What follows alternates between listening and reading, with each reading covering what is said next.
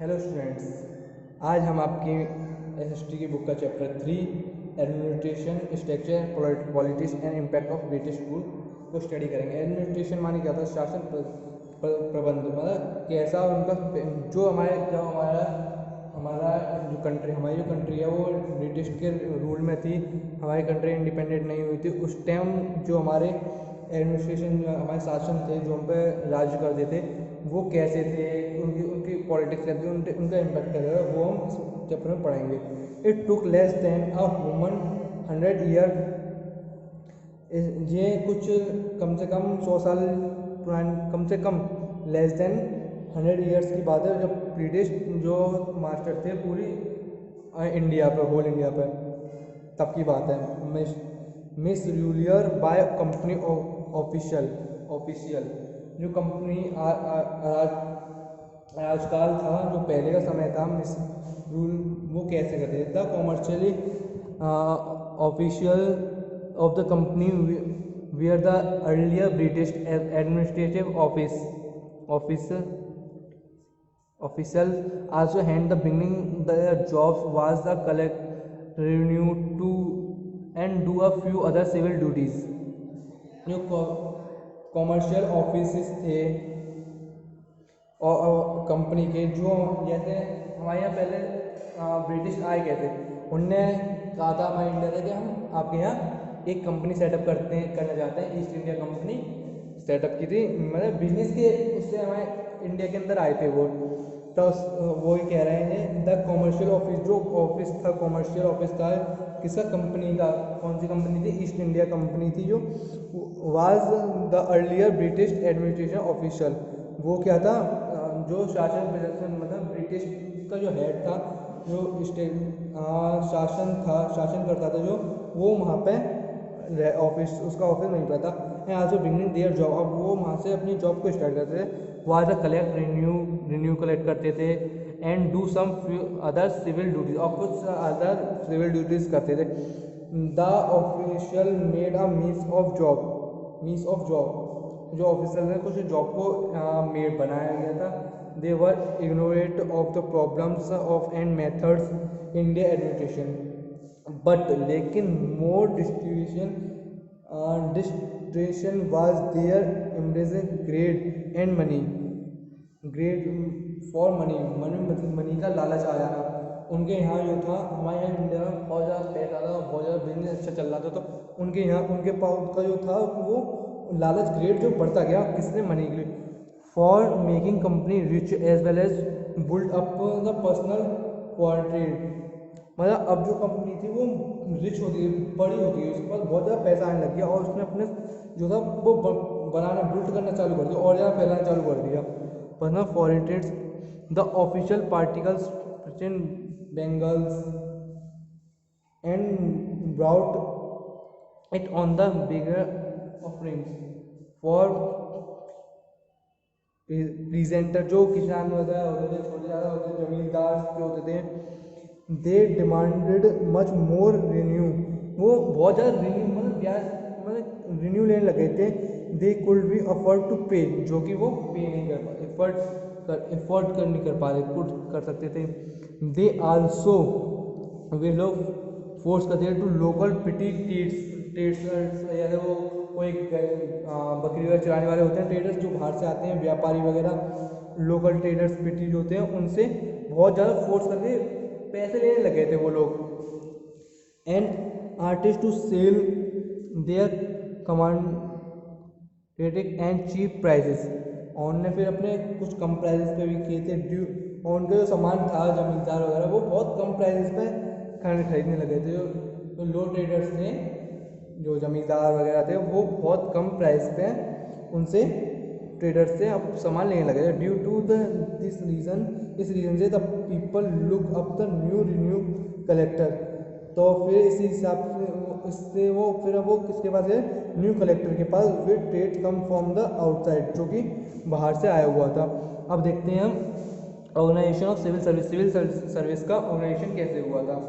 The still form of the British administration was it the civil service, एक still form था, उसमें जो British के शासक थे जो राज कर रहे थे हमारे इंडिया के ऊपर, उसने क्या किया था, एक सिविल सर्विस का फॉर्म बनाया था। The master features of the company official to do administration job become of a मोर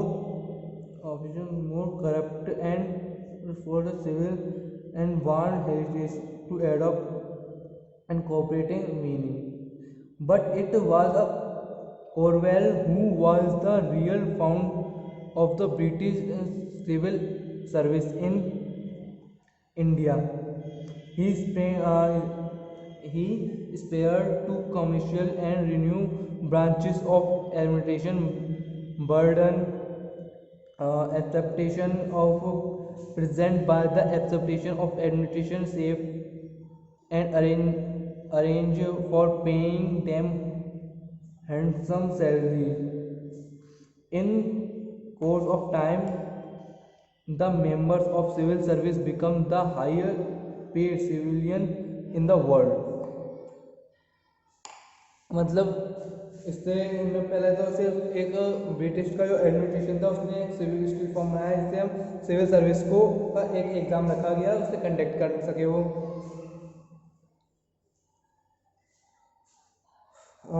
जो mister fail the company official to do administration job, और उसी हिसाब से इसने डिवाइड किया गया। जो टेस्ट में फेल होता है तो वो इसका सर्विस एडमिनिस्ट्रेशन का ये जॉब करेगा बिकम, और कुछ लोग करप्ट हो गए थे कि पैसे लेके उन लोगों को पास करके इस तरह से कुछ रूल बनाए गए थे, उन्हें सिविल सर्विस बना दिया गया, सिविल ऑफिसर बना दिए गए थे।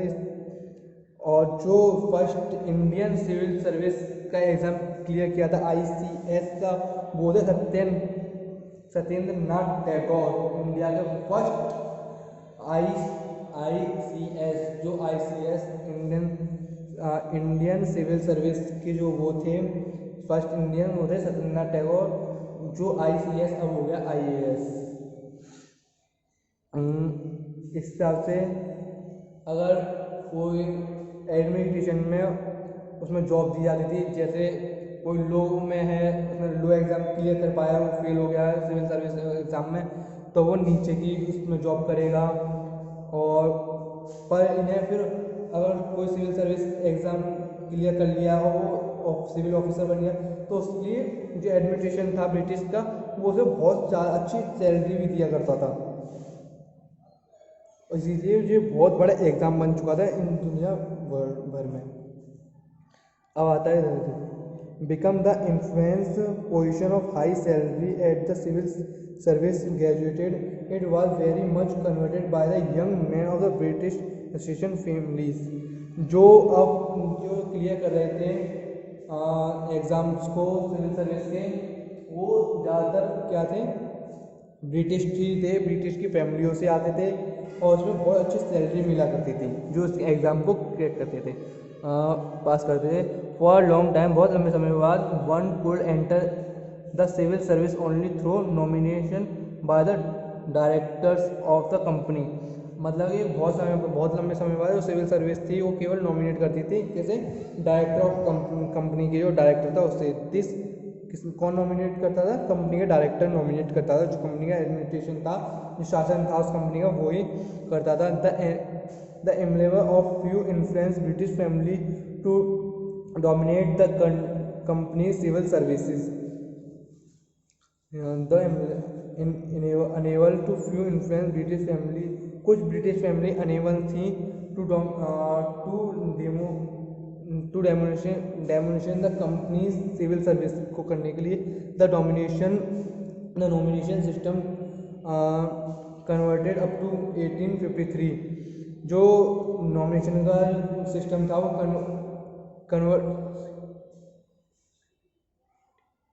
कन्वर्टेड किया गया था 18 अप टू कहाँ तक 1853 में।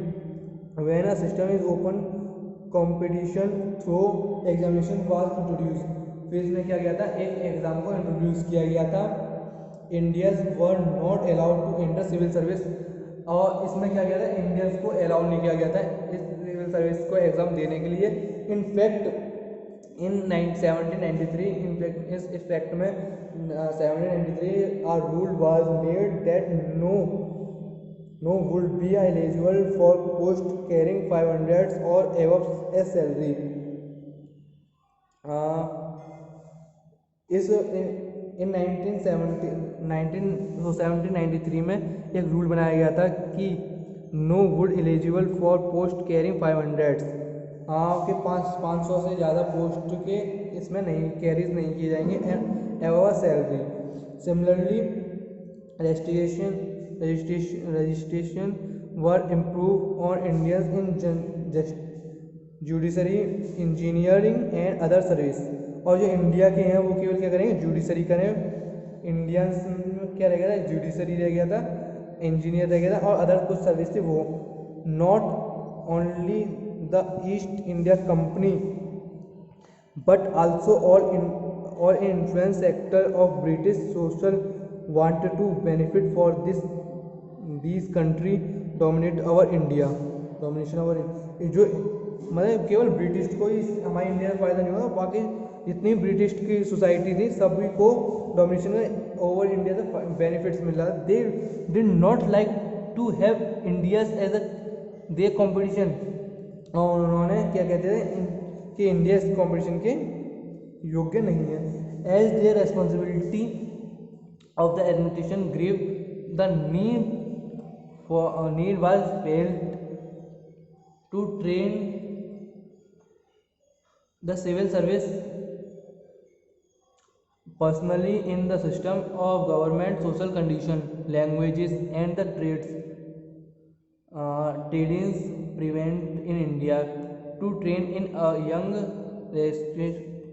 request to the civil service in these matters to collect for Williams was started in Calcutta in 1801। 1801 में एक सिविल ऑफिसर ने जो जिनका नाम था फॉन्ट विलियम कलकत्ता में अपनी फर्स्ट जॉब को स्टार्ट किया था। कलेक्ट और form Williamson late on for the same purpose of East India Company. वो ईस्ट इंडिया की जो ईस्ट इंडिया कलेक्शन का जो वो था सेटअप था, उसी के उसमें वो थे उनका ही वही सेम पर्पज रहा था। British India was divided into distribute corresponding more और less than sarkars of the earlier period. मतलब इंडिया को divide, British India was divide, British जो इंडिया था वो डिवाइड हो चुका था into districts corresponding more less than sarkars as, मतलब छोटे छोटे पार्ट्स में डिवाइड कर दिया गया था अर्लियर पीरियड, उन पीरियड में। In each district maintain law, और हर एक डिस्ट्रिक्ट में क्या करते हैं लॉ बना दिया गया एंड अदर एंड जजेस टू एडमिनिस्ट्रेटर जस्टिस, और उसमें एक हेड बना दिया गया था एडमिनिस्ट्रेशन जस्टिस। इन जनरल में the collector was the head of the district, और जो कलेक्टर था वो डिस्ट्रिक्ट का जो कलेक्टर था was the head of the district, और डिस्ट्रिक्ट का जो था वो कलेक्टर हेड था। पहले तो क्या किया उसने ब्रिटिश इंडिया ने उसे डिवाइड कर दिया डिस्ट्रिक्ट्स में, फिर उसका एक हेड डिनोट कर दिया जो कि कलेक्टर था। और कलेक्टर कैसे बनते हैं, सिविल एग्जाम पास करके।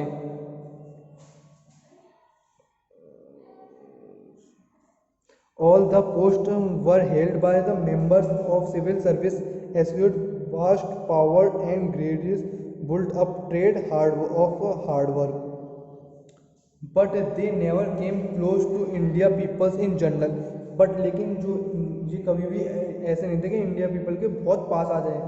दे also Indians they know where this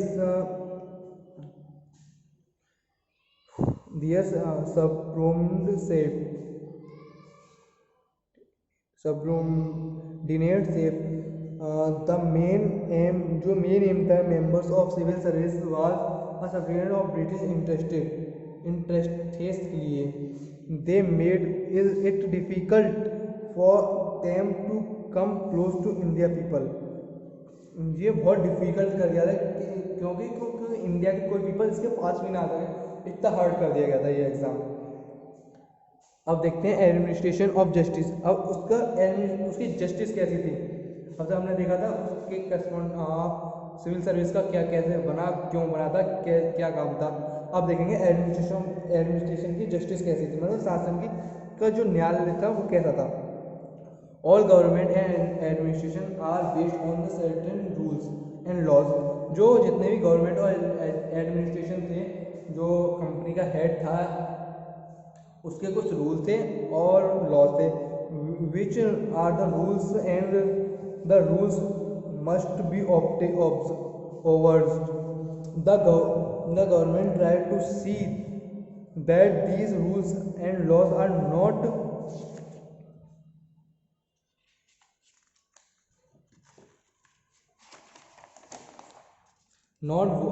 violated।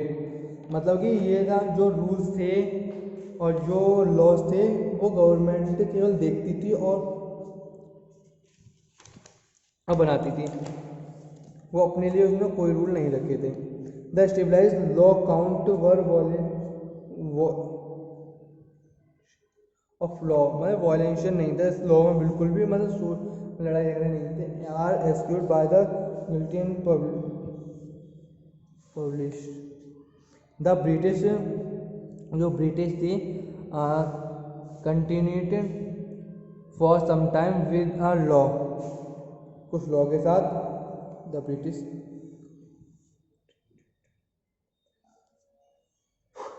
which were the current in India according to the Indian traditional, जो इंडिया के ट्रेडिशनल के according personal law, that is law regarding marriage, जैसे marriage के regarding law है, inheritance, जातिवाद, discrimination के regarding law, ऐसा etcetera were govern according to custom and subscription. The renew and the crime case was decided by rule और judge opportunity by them। और उसके हिसाब जैसे उसने जुल्म का क्या किया, उसने जैसे केस किया है, कोई क्राइम किया है, उसके अकॉर्डिंग उसे सजा दी जाती थी। The British through it why not to influence with this system for a while the English जजेस, जो इंग्लिश जजेस थे and of the Supreme Court which was established in 1774, मतलब 1774 में जो जजेस थे सुप्रीम कोर्ट वगैरह वो भी इंग्लिश के थे। क्या कहते हैं, इंग्लिश लॉ का follow, trade to apply English law, और जो सारे जो ब्रिटिश ने लॉ बनाए थे वो सब फॉलो करते थे। बट नेदर द कंपनीज, लेकिन कंपनी जो govern not the Indian peoples like it, जो कंपनी थी वो इंडियन पीपल्स को लाइक नहीं करती थी, ना तो गवर्नमेंट करती थी और ना ही वो कंपनी करती। इट एंड एक्ट इन 1781, एक एक्ट आया था 1781 registered to the application of English law to English man only. जो इंग्लिश लॉ है वो केवल इंग्लिश मैन के लिए हैं, क्योंकि जो इंडिया के पीपल्स थे वो लॉ समझ नहीं पा रहे थे उनके। But as the condition change, the need for a different code of to be applicable to the Indian subject was felt। As the condition change हुई तो हमें किसकी जरूरत हुई, डिफाइन करा कोड्स को to be applicable Indian subjects, और कुछ इंडियन सब्जेक्ट्स पे एप्लीकेबल कर दिया, was failed। This need was meet the Bengal regulation in 1793। इससे जो क्या आया था, एक बंगाल रेवोल्यूशन आया था, मतलब एक क्रांति आई थी इंडिया के पीपल्स के द्वारा, कब 1793 में। इन्हें ये कब लगाया था जो एक्ट 1781 में, और 1783 में द रिवॉल्यूशन, जो रिवॉल्यूशन था bound the court to take decision of the right of person and property of India according to the previous counted in it. मतलब जो ये रिवॉल्यूशन था, ये कोर्ट में गए थे डिसीजन के लिए कि जो राइट ऑफ पर्सन हैं, जो पर्सन के राइट हैं और जो प्रॉपर्टीज़ हैं इंडिया की, वो according to the provision counted के हिसाब से दी जाए। The craze extended and regular corporate the personal laws of Hindu and Muslim, and had he started them, it cleared them. He started then it cleared them terms. जो कि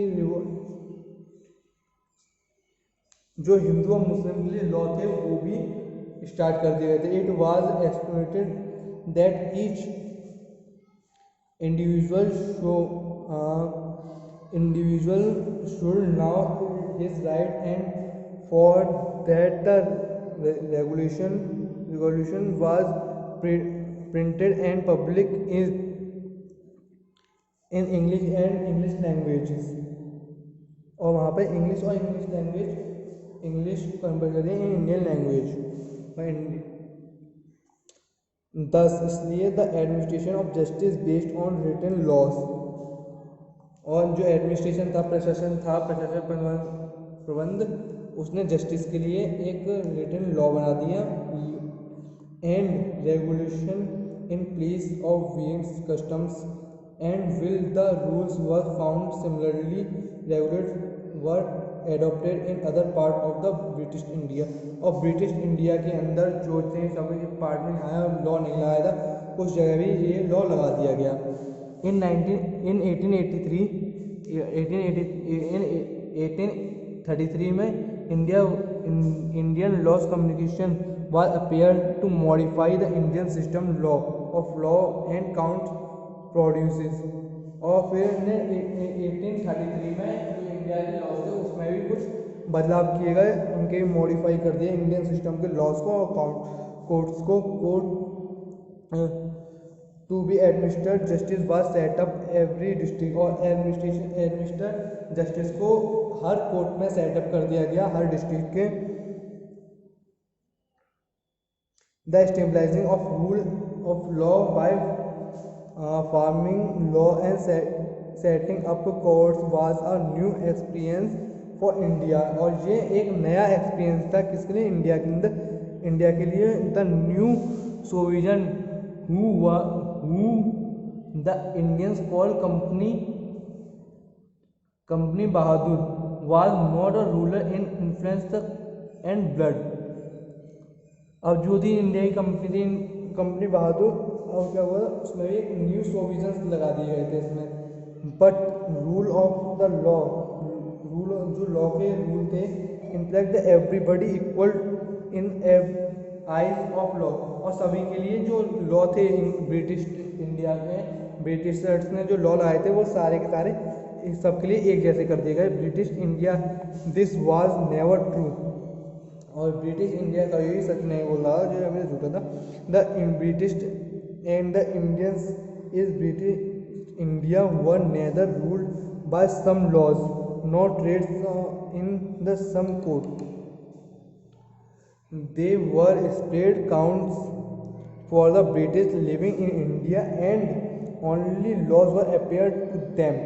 और केवल British ने धीरे धीरे करके क्या किया, अपना कोर्ट्स बनाया धीरे धीरे, और पूरे यहाँ पे इंडिया के अंदर हर जगह ब्रिटिश को रहने के लिए कर दिया. In India British living in India, हर जगह ब्रिटिश रहने लगे. And only British law were applicable to them. और सारे के सारे इंडियन लॉ को हटा दिया गया, हर जगह क्या लगा दिया गया, ब्रिटिश लॉ को लगा दिया गया. ठीक है स्टूडेंट्स, इसी के साथ हमारा चैप्टर फिनिश होता है. Thank you.